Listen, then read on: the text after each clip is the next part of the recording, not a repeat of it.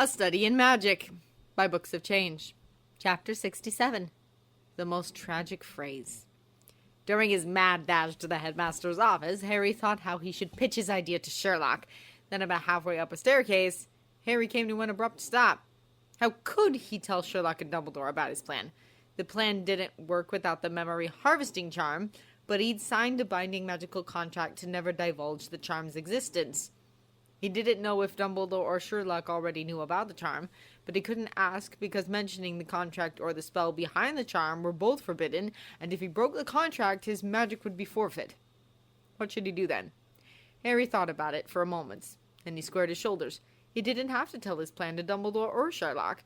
He could just collect the memory from Winky and show it to them later. There was no reason why either of them would tell him not to.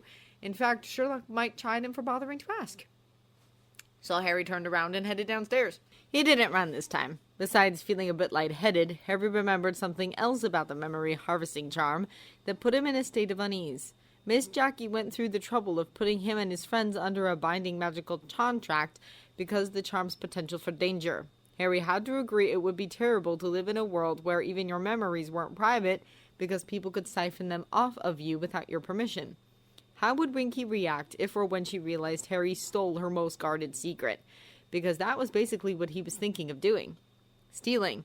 But if he didn't use the memory harvesting charm, Lord Voldemort might return. Unease followed Harry throughout his quiet trek to the kitchens. Then before he knew it, he was opening the door to the kitchens. The house elves screamed as one when they spotted Harry at the kitchen's entrance. It took a few blinks before Harry realized what they were seeing. With his face and robes covered in blood, and more blood still flowing freely out of his nose, he must look like someone tried to murder him and almost succeeded. What has happened to Harry Potter? Blippi screeched. I'm okay, said Harry as he tried to wipe off the blood on his face with his robe sleeve. This is just a nosebleed, so never mind. Where is Winky? Before any of the elves could answer, Harry spotted Winky at her old spot at the fireplace. She wasn't as filthy as the last time he saw her, but she was swaying as though drunk. Winky, Harry said as he hurried over to her. Winky, listen. Winky looked blearily up. Her eyes brightened when she noticed who was speaking to her. Has you word for my master? She asked breathlessly, desperately. Harry froze. It felt like a deep chasm had yawned open before him, and what he chose to do now would make all the difference in the world. Could he really do this? Could he really just steal Winky's memory? One of his worst fears was waking up one day in Baker Street and John frowning at him like she'd never seen him before, then asking the dreaded question, "Who are you?" Was there any real difference to what he was planning to do and obliviate? Harry Potter? asked Winky timidly. Harry lost his nerve. No, he muttered. No, I don't have the news you want. Winky, completely deflated. But you still need to hear this, said Harry urgently. Your master, Mr. Crouch, he's in trouble. Winky gasped and her face paled. I think someone's using Mr. Crouch to do something horrible, Harry explained. I also think this person is responsible for the bad thing that happened to Mr. Crouch on Christmas the year before. Winky was visibly shaking now. I want to stop this person, said Harry. Then he paused for a moment and willed the spots clouding the peripheries of his vision away. Mr. Crouch gave one of my best friends justice, even though it cost him almost everything. So I want to help him. But to do that, I need something from you. What is you needing from Winky? Winky asked guardedly as she trembled from head to toe. Your memories of the person who celebrated Christmas with Mr. Crouch 2 years ago, said Harry. Winky turned white. For a long while she just stared unblinkingly at Harry, her hands over her mouth. Then she curled into a tiny ball and rocked backwards and forwards. She was the very picture of someone torn between two opposite choices. One bad, the other perhaps even worse. Is my master really in trouble? Winky asked without looking up. You was not lying to Winky? No, said Harry firmly. You can ask Mr. Lestrade if you want. How is that memory going to help my master? Winky asked again. Why is you needing that memory though? I should help Mr. Crouch. Depends on who is responsible, said Harry impatiently. Look, I'm not out to get him, okay? I told you I owe him one. But Winky still hesitated. Harry desperately tried to think of something else he would say that could convince Winky, but he couldn't. His brain felt clogged and heavy.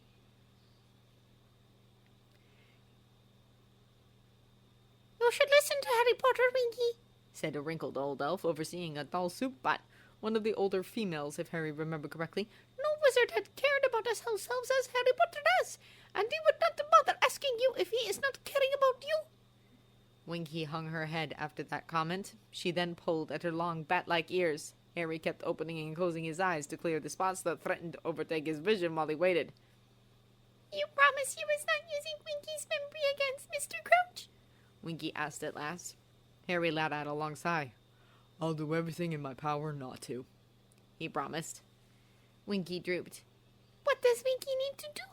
She mumbled. Just remember, Harry whispered as he took out the charm. Harry stayed alert long enough to see the silvery vapor flowing out of Winky's eyes and ears embed itself to his memory harvesting charm. Then black and white dots overtook Harry's vision, and Harry keeled over. As he fuzzily wondered why he was so dizzy, face down on the kitchen stone floor with all the house elves panicking around him, Harry felt rather than saw the small puddle of blood gathering under his nose. Blood loss. Damn my anemia, Harry thought as he blacked out. Harry drifted in and out of consciousness for what felt like hours. In the beginning, he heard a cacophonous chorus of high-pitched crying and screaming. Then he thought he heard Madame Pomfrey's voice, though he didn't know why she was within his earshot. He'd been pretty good about his health this year. No trips to the hospital wing for 2 months straight, a new record. But he also heard Dumbledore's voice, which made him even more bewildered. What kind of scrape did he get into this year? When Harry finally woke up, he felt perplexed. Where was he? How long had he been out? Why had he been out? He managed to open one gummily shut eye, but he still couldn't make out his surroundings. The room was too bright, and everything looked blurry. Then Harry noticed the familiar tennis ball-shaped eyes peering at him inches away from his face. Go away, Dobby, Harry mumbled, closing his eyes again. Harry Potter, said a trembling voice that didn't quite sound like Dobby's. I is needing to tell you something. Later. No, I is needing to tell you now. Harry groaned and turned his head to the other side. What is it? He asked irritably. Winky needs something from Harry Potter, said the not-quite-Dobby voice. Young Master Barty says I must take it from Harry Potter by force, but Winky cannot. Winky does not wish to harm Harry Potter, so Winky asks. Harry wondered why Dobby was calling himself Winky as he answered, Fine. He heard a tearful, shuddering sigh. Then he felt a prickle, much like the sensation of a needle drawing blood. Thank you, Harry Potter, said the voice. Harry grunted and turned away, thinking he'd better go back to sleep. Then suddenly he realized what had just happened. No, Winky, stop! But he was too late. Winky had vanished. Albus Dumbledore spent most of his morning placating Argus Filch, who had barged into his office in the middle of the first morning classes and launched a tirade against the student who left a long trail of blood on several stairways and corridors as a prank, presumably. Filch refused to leave until Dumbledore promised he would punish the student, and Dumbledore steadfastly declined to punish the hypothetical student unless he or she was proven guilty. As often was the case in such stalemates, Filch threatened to resign, and Dumbledore told Filch he regretted his decision to leave and mentioned the squibs who expressed interest in replacing him. Only then did Filch relent, very reluctantly. Dumbledore let out a weary sigh after the door closed behind Filch. Then he noticed his magical mobile phone was alight with bright purple flames, and the words, "You have 2 missed calls," was hovering over it. So Dumbledore fiddled around with his phone to find out who had called him, referring to the holographic manual several times to figure out how to do this exactly. After several times, he got the name and called the person. Hello, Poppy, said Dumbledore to the holographic projection of Madame Pomfrey. My apologies, but Argus insisted on my undivided attention. So why did you call me? The house elves brought Mr. Potter to the hospital wing this morning, headmaster, said the school matron. The boy has severe asphyxiasis and fainted inside the kitchens from blood loss. I just wanted to let you know. Damn me, said Dumbledore rapidly. No, we need to send him to St. Mungo's. Madame Pomfrey shook her head. I gave him some blood replenishing potion. He should come around soon. Excellent. How were the elves doing? Last time I saw them, they were all very distressed. Blippi even threatened to lock himself in an oven, but Plunks stopped him. She told him he can punish himself after they found Winky, though what she meant by this, I have no idea. Dumbledore's blue eyes went wide. She mentioned Winky? Yes, said Madame Pomfrey, surprised. Why do you ask? It could be significant, said Dumbledore. Did you ask the elves why Harry was in the kitchens? Madame Pomfrey shook her head again. There was no use asking. I couldn't get a single coherent word out of them between the screaming and crying. Dumbledore had a word with the Hogwarts house elves after ending the call. The elves could tell him precious little on what Harry came to the kitchens for, but they were vociferous in their declaration that Winky was a very, very bad elf. Finally, Plox, the oldest female house elf in Hogwarts, managed to tell Dumbledore Harry Potter had wanted something from Winky, a memory of a person. As soon as she said this, Dumbledore had an inkling of what Harry tried to do, but before he could move on to confirm, he received a call from a very flustered Detective Chief Inspector G. Lestrade. What the hell is going on? He demanded. I myself am wondering about the same thing, Dumbledore answered. Can you tell me, please, what made you ask? The three house elves you lent to me, Winky, popped inside my office about an hour ago, said Lestrade. She wanted to know if Crouch was in trouble. Did you ask why she wanted to know? No, said Lestrade. I actually thought she got caught into some harebrained scheme Sherlock cooked up but didn't tell me about. The bastard's done that to me before. So what did you tell her? Asked Dumbledore with a small smile. Told her I don't know. I haven't seen him for a while. That's rather usual, said Dumbledore. Well, you're not working closely with Mr. Crouch, and are you not spending at least 3 afternoons a week doing ministry business? Yes, and I am, said Lestrade wearily. Problem is, Crouch stopped showing up to the ministry. Said he was too ill. His personal assistant, Percy Weasley, is acting as his intermediary via outpost. I see, said Dumbledore thoughtfully. How long has Mr. Crouch been ill?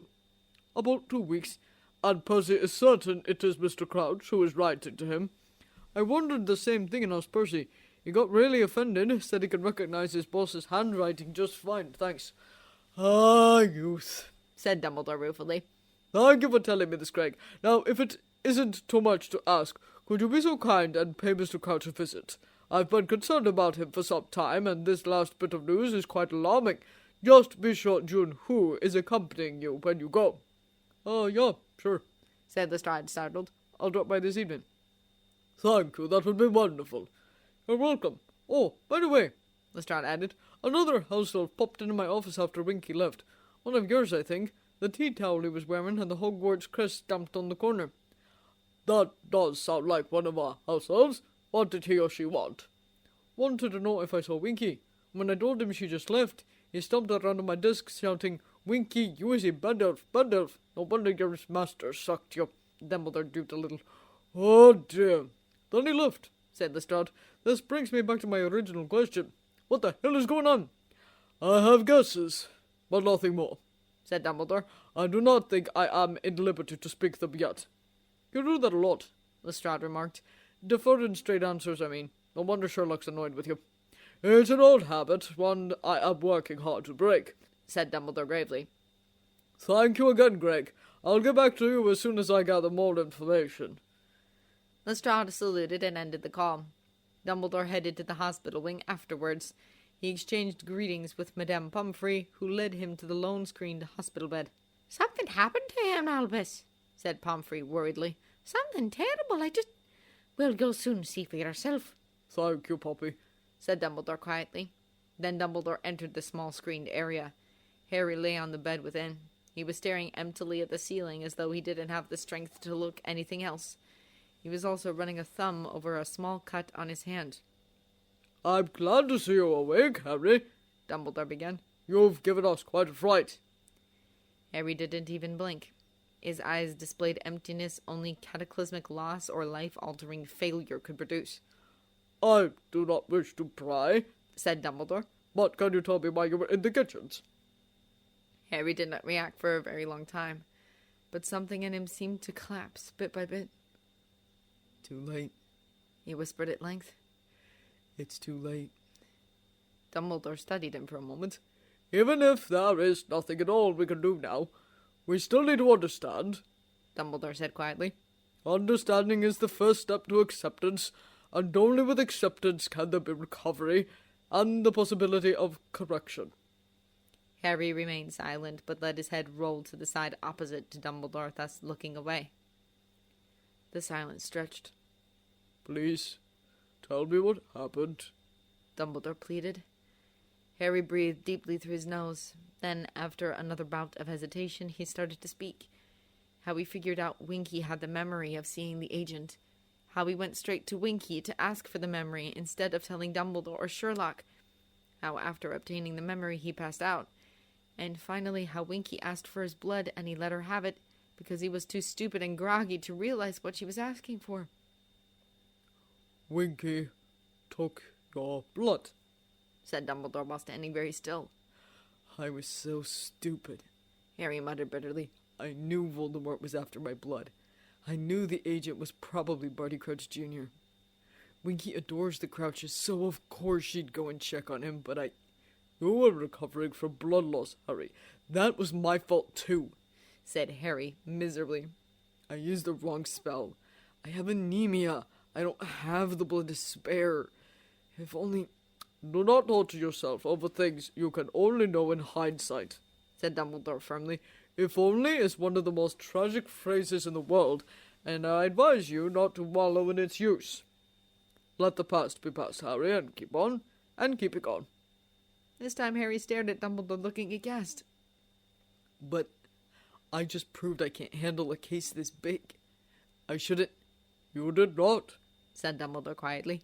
You acted far braver, nobler, and wiser than I could have expected of you.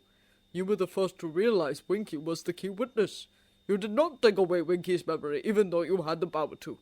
Instead, you asked, thus granting her the dignity of choice. How many wizards and witches do you think would have acted as nobly as you? But it was wrong, said Harry in anguish. I should have just taken the memory. Then Winky would never have gone to Crouch. Now Voldemort has my blood and... Exactly, said Dumbledore as he looked piercingly at Harry. Lord Voldemort has your blood, but not the type of blood he sought. Remember, Harry, that Voldemort seeks the blood of his enemy, forcefully taken. Winky repaid your kindness by not taking your blood against your will, though Crouch no doubt ordered her to. So the blood she took to Voldemort is blood willingly given. Harry blinked many times as he digested this. And this is a good thing? He asked incredulously. Professor Moody said a wizard's blood, willingly given, can restore completely broken bodies. That's exactly what Voldemort wants.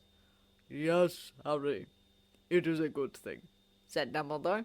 This is magic at its deepest and most impenetrable, but trust me, though Lord Voldemort may still be able to use your blood, I would not be surprised if the new body he gained through your blood does him more harm than good. Harry nodded slightly as he pondered this. Then slowly he bowed his head. I wish I did better, he whispered to his hands. I wish things happened differently. So do all those who wish to spare their loved ones suffering, said Dumbledore gently. But that is not for us to decide. All we have to decide is what to do with the time that is given us. Harry looked up. I didn't know you read Tolkien, Professor. Well, I've been compared to a certain wizard who created more than once, so I read his most famous work to see what the fuss was about. Professor McGonagall was not very pleased when I emerged from the reading with a penchant for grey cloaks and claymores. Harry let out a weak laugh. Then after wetting his lips, Harry hardened his expression. I'll get over this, he promised. I won't let Voldemort win. Just... not now. Not yet. A week had passed since Harry left History of Magic bleeding. Hermione found her recollections of those days scattered and extremely painful. None of her friends could talk about them, least of all Harry. Harry remained utterly silent since he returned from the hospital wing. Many in his extended circle of friends had some idea of the cause, as quite a few of them offered him help. Justin Finch-Fletchley, Ernie Macmillan, and Hannah Abbott asked if he had been investigating into Bartimius Crouch's Sr.'s disappearance, while the Magical Mobile Network's televised newscast and the Daily Prophet reported, and Susan Bones offered to talk to her Aunt Amelia Bones, who was head of the Department of Magical Law Enforcement. Harry forced himself to smile at these friendly gestures before shaking his head. The most painful and ironic help came from Fred and George Weasley. They took their younger siblings and Hermione to the side to have a word. "We knew you three were helping Harry with a case when you lot started spending long hours in the music room," said Fred knowingly. "There were only so many times you can practice the piano and run over accounts, you know." Ron put on an odd expression. Hermione felt a mixture of exasperation, fury, and a strong desire to scream. Does Harry think Crouch had a part in Pettigrew's escape? Asked George, making Hermione flinch. We didn't think it was a coincidence. Crouch sacked his house elf shortly afterwards. Crouch's recent disappearance just cinches it. Anyway, we asked Winky before Christmas break if she could tell us anything. She didn't tell us much, still keeping her old master's secret and all that. But she did tell us Ludo Bagman was a bad wizard. Hermione, Ron, and Ginny started. What do you mean? Said Hermione sharply. Are you saying he's involved too? Not exactly, said George gloomily. The stupid giddy wouldn't have the brains. Well, what then? Said Ron. Fred hesitated and then said, You remember that bet we had with him at the Quidditch World Cup about how Ireland would win but Crumb would get the snitch? Yeah, said Ron slowly. Well, the Git paid us in leprechaun gold he'd caught from the Irish mascots. So, said Fred impatiently. It vanished, didn't it? By next morning it had gone. But it must have been an accident, mustn't it? Said Hermione. George laughed bitterly. Yeah, that's what we thought at first. We thought if we just wrote to him and told him he'd made a mistake, he'd cough up. But nothing doing, ignored our letters. So we kept calling him until he picked up. Was that the day before the delegation from Beauxbatons and Gemstring arrived? Hermione said. Right in one, said Fred. He still avoided the issue and kept trying to get away from us when we tried to talk to him about it at Hogwarts. In the end, he turned pretty nasty. Told us we were too young to gamble, and he wasn't giving us anything. So we asked for our money back, said George, glowering. He didn't refuse, gasped Hermione. What do you think? Fred groused. But that was all your savings, said Ron. Tell me about it, said George. Of course, we found out what was going on in the end. Lee Jordan's dad had had a bit of trouble getting money off Bagman as well. Turns out he's in big trouble with the goblins. Borrowed loads of gold off them. A gang of them cornered him in the woods after the World Cup and took all the gold he had, and it still wasn't enough to cover all his debts. They followed him all the way to Hogwarts to keep an eye on him. He's lost everything gambling. Hasn't got 2 galleons to rub together. And you know how the idiot tried to pay the goblins back? How? Said Ginny. He tried to skim off from the money you gave the ministry for the Triwizard Tournament broadcasts, said Fred. Shut up! Ron exclaimed. Sorry, Ron, but it's true, said George, shaking his head. We've seen him do it. Bagman didn't buckle when we confronted him about it. So Fred and I sent an anonymous tip to the ministry. I expect they'll start investigating him for embezzlement soon. But as far as him and other criminal activity goes, don't you think he'd do anything for a bit more money? Hermione, Ron, and Ginny said nothing and just stared at them. Will this help? Asked George, looking a bit concerned. One by one, the 3 of them dropped their glances. No, said Ron shortly. No, it won't. So the days passed by. Soon everyone's attention was focused on the second task of the Triwizard Tournament. Hermione had never been more uninterested and unmotivated about it, even though she and her friends had to do the filming and broadcasting. Because what was the point, really? It was too late. The agent was long gone, and you know who got what he wanted.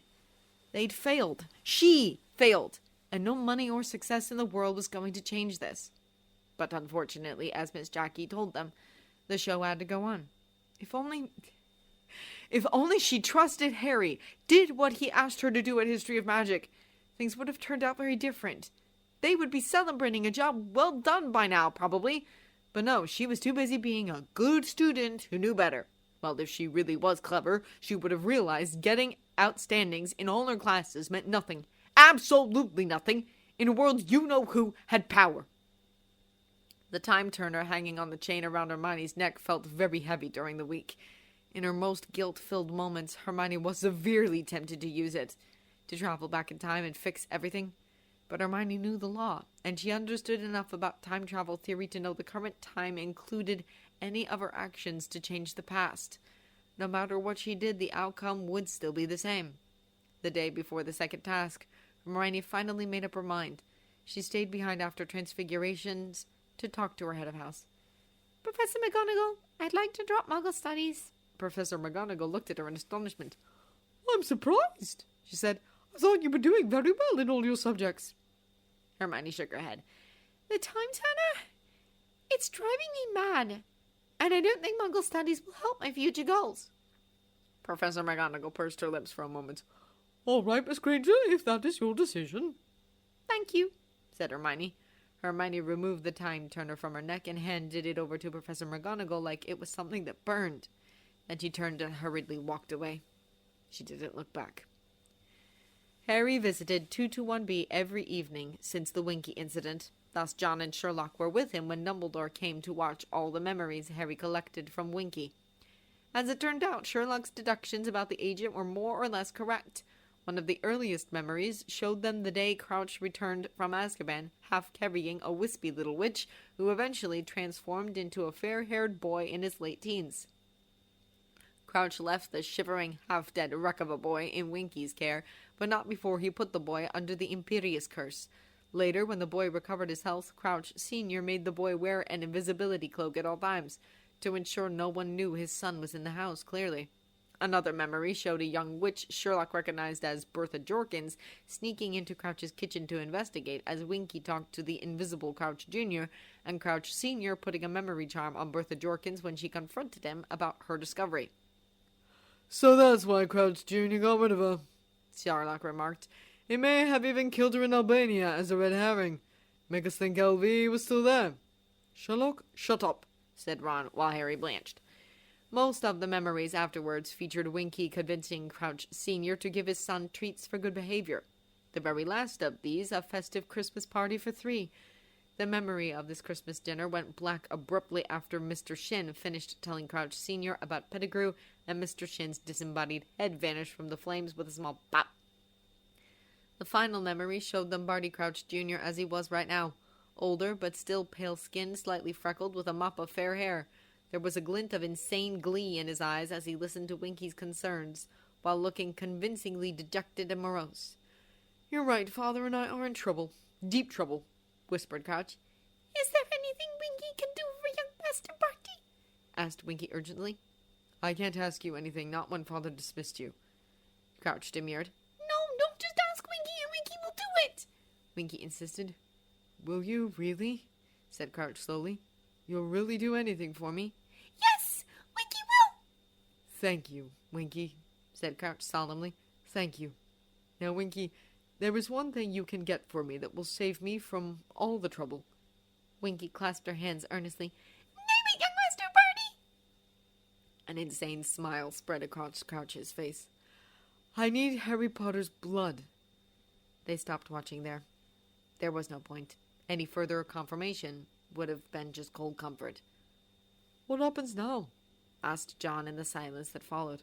"All those that we can persuade of the truth must be notified immediately," said Dumbledore. "I've sent a message to Arthur Weasley. He is well placed to contact those at the Ministry who are not as short-sighted as Cornelius." "I take it he's not convinced," said Sherlock. Dumbledore shook his head grimly. "I am also gathering the people who are already aware of the situation." Dumbledore went on. "For this attitude, though not unexpected, changes everything.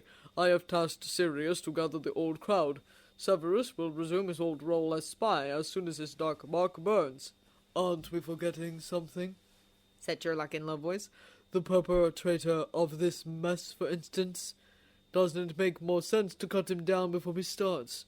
Or has the fact he'd gained extra power via Harry's blood make you hesitate?" "Voldemort will not gain more power through Harry's blood," said Dumbledore. "He may at best gain the ability to touch Harry, because Lily Potter's sacrifice, which runs through his veins, would now run in him also."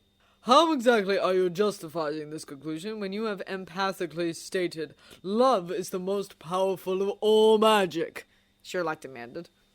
"Sherlock, powerful can mean more than just possessing great force," said Dumbledore with a bit of impatience in his voice. "Friends banding together under a worthy cause, that is powerful. A man giving up his personal ambitions for the sake of family, this is powerful. A mother sacrificing her life to save her child, this too is powerful. The magic reflecting this power will not necessarily grant a person greater raw strength, but can overcome the greatest of dark arts. This case, if nothing else, should have taught you this." Sherlock turned every thoughtful after this statement. An investigation into Bartemius Crouch Sr. opened when Lestrade and his father-in-law discovered his body. He had been killed, transfigured into a bone, and then buried in the back garden. It was difficult to say when he died, as the transfiguration messed up the body's decomposition process, but the lack of any kind of detectable cause to his death made it clear how he was killed. There were no traces of his son or Winky in the abandoned estate. I let her go, said Harry brokenly when Lestrade told him the news. John, who sat next to Harry at the couch, tightened her hold around him. Sherlock watched the two of them whilst holding Benedict. There's no way you could have stopped her, said Sherlock quietly. Harry said nothing. He just blinked his two shiny eyes. Silence laid heavily in the room. We'll handle this, said John firmly. We'll do this together. You're not alone. Harry still didn't reply. For a very long time. But his breathing changed, and it didn't sound like a prelude to tears. John lightly nudged him. Babe? No response. At length, Sherlock and John peered into Harry's face. Harry looked like he fell into a fretful sleep. His eyes were closed, but they were shifting rapidly under the eyelids. He was also sweating and shivering all at once. John and Sherlock watched this go on for another second. Then Sherlock fished around Harry's pockets and found a paper charm that had runes written all over it in his inner jacket pocket. Sherlock placed the charm on Harry's face. Silvery vapor flowed out of Harry's nose and eyes and seeped into the paper. Once the paper turned completely silver, John took the charm from Sherlock and placed it on Harry's magical mobile phone. Severus stayed in the castle while everyone else headed to the lake to watch the second task of the Triwizard Tournament. He had no desire whatsoever to see it. It was not as if Potter was present for him to supervise. The brat was in London, having run away to his mummy and daddy like the frightened little boy he was. Severus instinctively repressed a powerful sense of regret that threatened to overwhelm him when he thought about Watson and Holmes. He never got around to contacting Watson, and Watson never called back since Jeremy Benedict's birth. Just a random text message here and there, and even those stopped after Christmas. But it was just as well he didn't contact Watson. Severus would soon have to resume his role as a spy, and any insinuation of friendship between him and a Muggle, especially Harry Potter's guardians, from this point on would spell his death. It was better that they never reconciled when the alternative was Severus breaking the truce again. But if only... About an hour after the second task started, Severus heard loud screams echoing from the lake's direction. Bagman's amplified voice shouted something hysterically, but before Severus could even wonder what was going on, he felt his left forearm burn as though someone had pressed a red-hot branding iron on it. Severus then knew without a shadow of doubt. Lord Voldemort had risen again.